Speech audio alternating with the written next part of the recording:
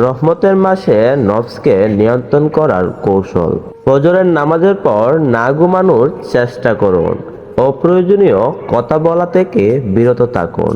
সকাল সন্ধ্যায় জিকির আজকার পাঠ করুন। প্রতিদিন এক আয়াত হলেও কুরআন পড়ার অভ্যাস করুন। ঘুমের পরিমাণ কমানোর চেষ্টা করুন। দৃষ্টি অবনত রাখুন।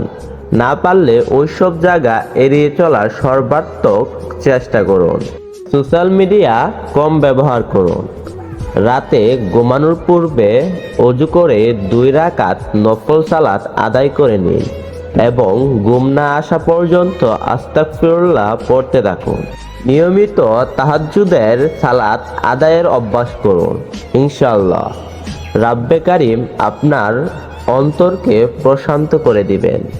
বন্ধুরা, ভিডিওটি যদি ভালো লাগে অবশ্যই চ্যানেলটি সাবস্ক্রাইব করবেন এবং একটি লাইক করতে পারেন, কারণ আপনাদের একটি লাইক আমাদের পরবর্তী ভিডিও বানাতে উৎসাহ যোগায়। ভালো থাকবেন, সুস্থ থাকবেন। আল্লাহ হাফেজ।